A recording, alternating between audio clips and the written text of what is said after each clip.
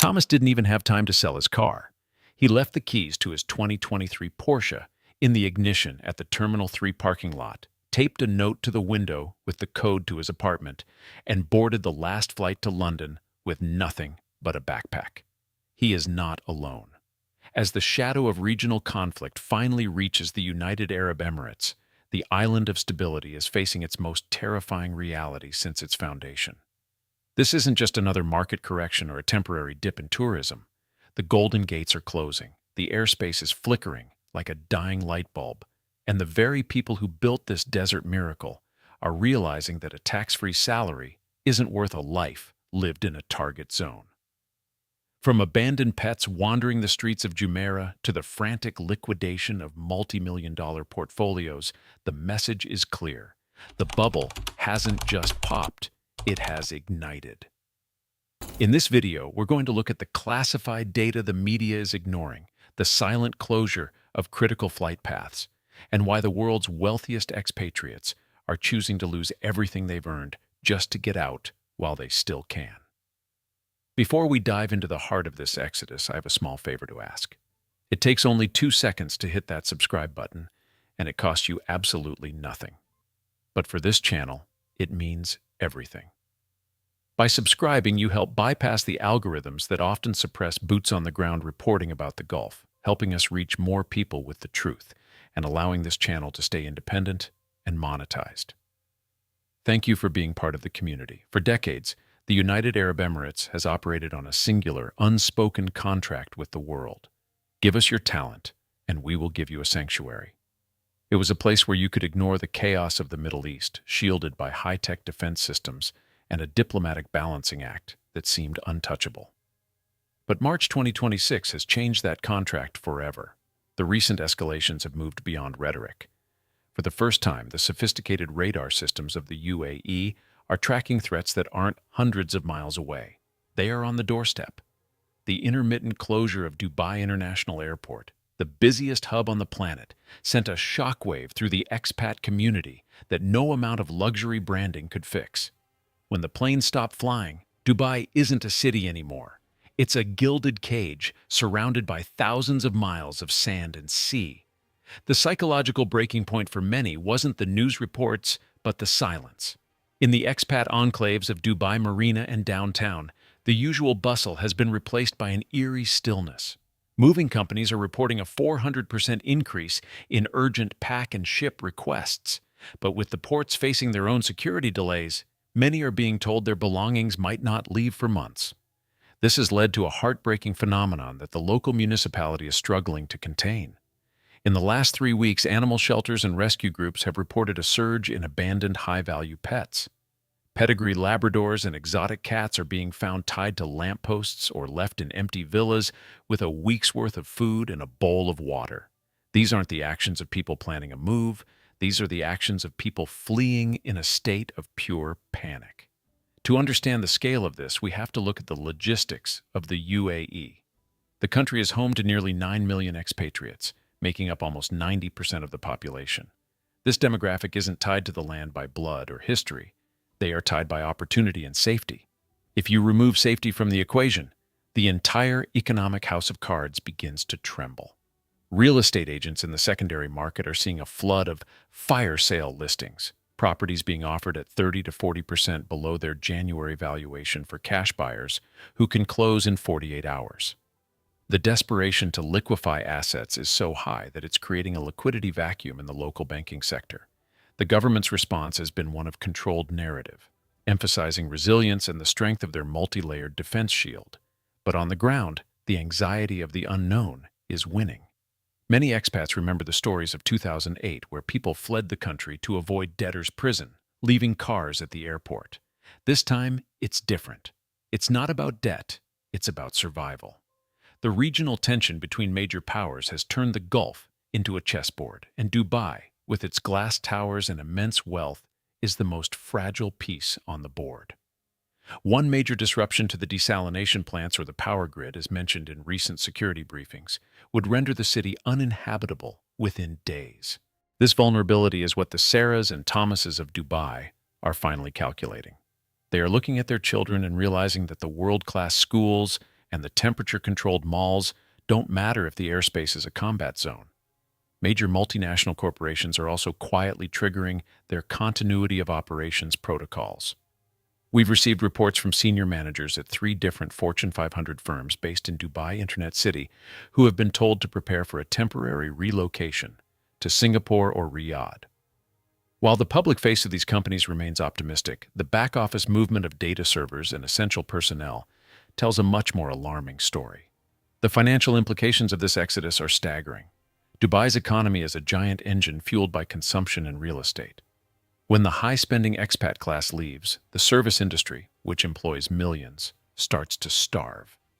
The luxury retail sectors in the Dubai Mall are already seeing footfall drop significantly, not because the tourists have stopped coming, but because the residents who provide the steady baseline of income are gone. If this trend continues for another 60 days, we are looking at an economic contraction that could rival the Great Recession. But unlike 2008, there is no guarantee of a V-shaped recovery, because you cannot fix a security crisis with a government bailout. The fear is further compounded by the lack of transparency. In a country where the media is tightly regulated, expats turn to encrypted messaging groups and social media to share rumors. This creates a feedback loop of fear. One grainy video of a redirected flight or a loud noise in the desert is enough to trigger another wave of departures. People are no longer waiting for official confirmation. They are watching the flight tracking apps. Every time a line of planes circles for an extra hour or a flight is canceled, the Exodus chats light up with people asking the same question. Is this it? Is the window closing? The narrative of Dubai is safe was the most successful marketing campaign of the 21st century. It convinced the world that you could build a paradise in the middle of a historically volatile region and that it would never be touched. For a long time, that was true. But the geopolitical reality of 2026 has pierced that mirage. The miracle of the desert is facing its existential moment. It's not just about the war, it's about the loss of the illusion. Once a person realizes that their glass penthouse is a liability rather than an asset, you can never convince them otherwise. As we look deeper into the data, we see that the most significant departures are coming from the mid to high tier professionals. These are the people who have enough savings to leave, but not enough protection to stay. They are the doctors, the engineers, the tech specialists who can find work in Europe or North America. Their departure represents a brain drain that could take a generation to replace. And as they leave, they are taking their capital with them. Estimates suggest that over $12 billion have been transferred out of UAE-based accounts into offshore havens in the last month alone. This capital flight is putting immense pressure on the dirham's peg to the US dollar, a cornerstone of the country's economic stability. The irony is that many of these people love Dubai. They don't want to leave. They built lives here. They made friends from every corner of the globe, and they enjoyed a quality of life that is hard to find anywhere else. But love doesn't stop a missile, and it doesn't reopen an airport. The sense of betrayal is palpable in the comment sections of expat forums. People feel that the golden visa was a lure to get them to invest their life savings into a market that was far more vulnerable than they were led to believe. They feel like they were sold a dream that was never insured against the reality of its location. Looking at the satellite imagery of the ports, the congestion is at an all-time high, but the ships aren't bringing in luxury goods. They are taking out containers. If you drive through the suburban streets of Emirates Hills or Arabian ranches at night, you'll notice something startling. The lights are off. In rows of villas that used to be vibrant with the sounds of dinner parties and family life, there is only darkness. This silent darkening of Dubai is the most visible sign of the exodus.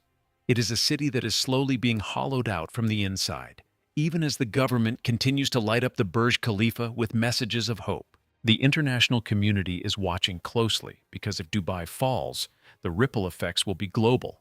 The city is a vital node in the global financial system and the primary bridge between the East and the West.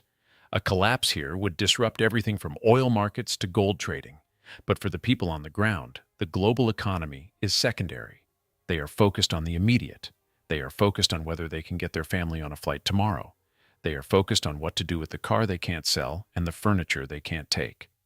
This leads to the question that everyone is asking but few are answering. Is there a way back? Can Dubai recover its image of the ultimate sanctuary? Some analysts say that if the regional tensions de-escalate quickly, the city could bounce back by the end of the year. But others are more skeptical. They argue that the safety premium has been permanently erased. Once you show the world that the impossible city is actually very vulnerable, the magic is gone. The trust has been broken, and in the world of high-stakes international investment and expat relocation, trust is the only currency that actually matters. We also have to consider the impact on the neighboring Emirates. While Dubai gets all the headlines, Abu Dhabi is facing its own set of challenges. As the capital and the seat of political power, Abu Dhabi is even more integrated into the regional security apparatus. The cost of living there was already rising faster than in Dubai, and the exodus of talent is hitting their industrial and energy sectors just as hard. The entire federation is feeling the strain of a model that was designed for peace, but is now operating in a theater of war. The human stories behind these numbers continue to pour in. We spoke to a teacher who had been in Dubai for 10 years. She told us she left with 48 hours' notice. "I didn't even say goodbye to my students," she said. "I just told them I was going on a short trip. I couldn't bear to tell them I wasn't coming back. But when I saw the news about the airport closures, I knew I couldn't risk being stuck." This story is being repeated thousands of times every day. It's a mass trauma that is being hushed up by official channels, but is screaming through every private conversation in the city. The Golden Visa was supposed to be the ultimate security, a 10-year promise of residency. But a visa is just a piece of paper if the city it belongs to is under threat. Many holders are realizing that their long-term investment was based on a short-term reality. The shift in sentiment is so profound that even those who were the biggest Dubai cheerleaders just a few months ago are now the ones most vocal about leaving. It's a complete reversal of the narrative that has defined the region for 2 decades. As we move into the second half of this analysis, we will look at the specific financial indicators that prove this isn't just a rumor. We will examine the data from the central banks, the shipping manifests that show the true volume of household goods leaving the country, and the confidential reports from the international schools that are seeing their student bodies evaporate overnight. The mass exodus is no longer a theory. It is a documented reality that is reshaping the future of the Middle East. If you are still watching, it's because you know that what happens in Dubai doesn't stay in Dubai. This is a bellwether for the rest of the world. It's a lesson in the fragility of artificial success and the importance of geographic reality. As the sun sets over the Persian Gulf, the shadow it casts is longer and darker than it has been in a long time. The exodus is here, and the world is finally starting to talk about it. The exodus isn't just a collection of individual tragedies. It's a systemic failure that is showing up in the cold, hard data of Dubai's most vital sectors. To understand the gravity of the situation, we have to look at the primary indicator of any city's health: its schools. In Dubai, education is more than just learning. It's a multi-billion-dollar industry. But over the last few weeks, the silence in the hallways of the city's most prestigious institutions has become deafening. Confidential reports from 3 of the largest education groups in the UAE suggest that student withdrawal rates for the upcoming term have hit 30%. This isn't a gradual decline, it's a vertical drop. When families pull their children midterm, they aren't looking for a better school. Are looking for a safer country. This massive hole in the student population is a lead indicator of a long-term economic winter. Moving beyond the classrooms, let's look at the financial sector. The UAE Central Bank has recently noted an unusual spike in remittance outflows. While the government frames this as the normal movement of capital, private banking sources tell a different story. It's not just workers sending money home. It's the wholesale liquidation of savings accounts. Wealthy expatriates are moving their dirhams into euro, dollar, and gold at a rate we haven't seen since the 2008 global financial crisis. But unlike 2008, there is no safe haven within the region to pivot to. The capital isn't moving to Saudi Arabia or Qatar. It's leaving the Middle East entirely. This flight of capital is creating a liquidity crunch that is making it harder for local businesses to secure credit, further accelerating the downward spiral. Then there is the real estate market, the heart and soul of the Dubai dream. For years, the narrative was that Dubai's property market was war-proof because it was the safe deposit box of the world. That narrative has officially expired. Satellite imagery of the most ambitious new developments shows a complete halt in construction activity. Grains that were moving 24/7 just 2 months ago are now frozen silhouettes against the desert sky. It's not just a lack of funding, it's a lack of labor. The thousands of blue-collar workers who maintain the city's infrastructure are also part of this exodus. Many are being repatriated as construction firms face bankruptcy, leaving behind luxury ghost towns that are deteriorating under the harsh desert sun. Concrete experts warn that an empty building in Dubai's climate ages 10 times faster than an occupied one. Without air conditioning to control humidity, these billion-dollar towers will develop micro cracks and structural rot within months. This brings us to the most guarded secret in the UAE right now: the strain on the national grid and water supply. Dubai is a city that exists in defiance of nature. Every drop of water you drink and every degree of cooling in your apartment depends on a massive, centralized infrastructure that is now increasingly vulnerable. Recent security breaches, though downplayed by official sources, have highlighted just how fragile the desalination plants are. If the flow of water stops, the city has less than 3 days of reserves. This resource anxiety is what's driving the final wave of departures. People can live without tax breaks, and they can live with traffic, but they cannot live without water. The geopolitical shift has also created a betrayal of promises. For years, Dubai marketed itself as the bridge between the West and the emerging markets. But as regional alliances shift and the threat of direct conflict looms, that bridge is being burned from both ends. The much-touted Golden Visa was supposed to offer permanent security, but many holders are discovering that in a crisis, a visa is a liability, not a shield. They feel like they were sold a high-risk investment under the guise of a stable life. The anger in the expat community is growing, and it's being fueled by a sense that the leadership is prioritizing the image of the city over the safety of its residents.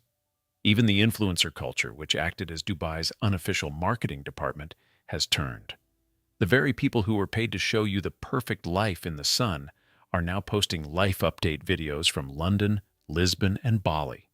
They aren't talking about the mass exodus directly. Many are afraid of the legal repercussions, but the change in scenery speaks volumes. The Dubai dream is no longer trending, it's being archived. This loss of cultural capital is perhaps the hardest thing to recover. Once a city loses its cool, the millionaires stop coming. And when the millionaires stop coming, the economy loses its fuel. As we look toward the end of 2026, the question isn't whether Dubai will change, but whether it can survive in its current form. We are witnessing the end of an era, the era of the Mirage City. The reality of geography and the brutality of regional politics have finally caught up with the glass and steel. For those who have already left, the feeling is one of relief mixed with profound sadness. They left behind a piece of themselves in the sand, but they took their future with them. For those still there, the clock is ticking. Every canceled flight and every darkened villa is a reminder that the window of opportunity is closing. Dubai was built on the idea that you could build anything if you had enough money and enough vision. But the one thing you cannot buy is peace. And without peace, even the tallest building in the world is just a tomb for a dream that was too big for its location. The Exodus is the final chapter of this version of Dubai. What comes next is unknown, but it will never be the same. If this analysis has helped you understand the reality behind the headlines, please make sure to give this video a like. It really helps the channel get this information to those who need to see it. We want to hear from you. Are you currently in the Gulf? Have you witnessed this exodus firsthand? Or are you planning your own exit? Drop your experience in the comments below. Your voice is the only way to break through the official narrative. Don't forget to subscribe and hit the notification bell so you don't miss our next deep dive into the shifting global economy. We'll see you in the next one. Stay safe.